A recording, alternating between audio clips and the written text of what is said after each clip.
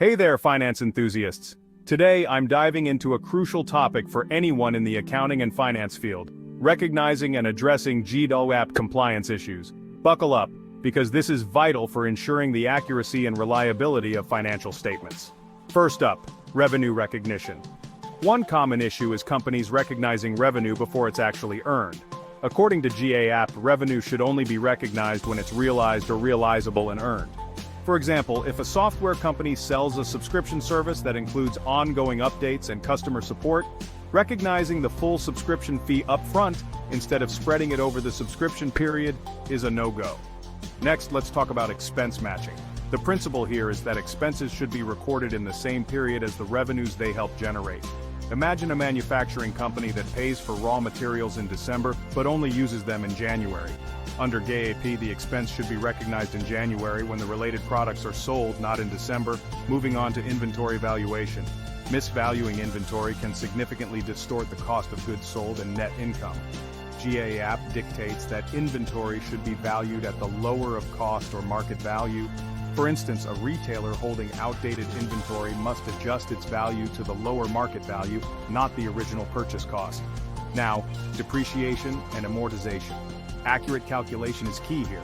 Depreciation and amortization should reflect an asset's useful life and the pattern of its consumption. If a company purchases machinery and uses an accelerated depreciation method that doesn't match the actual usage, it could lead to inaccurate expenses over time. And finally, impairment of assets. GAAP requires that an asset be written down if its carrying amount isn't recoverable and exceeds its fair value. For example, if a piece of real estate significantly declines in market value, it should be written down to reflect this decline. Alright, so you've identified a GAAP compliance issue. Now let's address it. First, performing a thorough review. Regularly review financial transactions and records to ensure they comply with GAAP. For example, conduct quarterly reviews of revenue recognition practices. Second, implementing internal controls. Establish robust internal controls to prevent, detect, and correct GAAP compliance issues.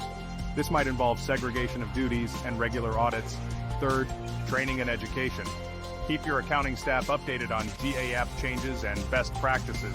Workshops and seminars can be incredibly beneficial here. Fourth, consulting with experts. When in doubt, consult with accounting experts or auditors, especially for complex transactions.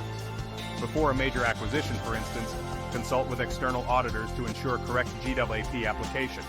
Fifth, corrective actions.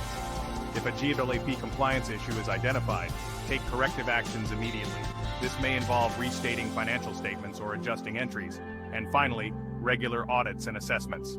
Conduct regular internal and external audits to spot any potential GAAP compliance issues. In conclusion, maintaining GAAP compliance is crucial for the integrity of financial statements.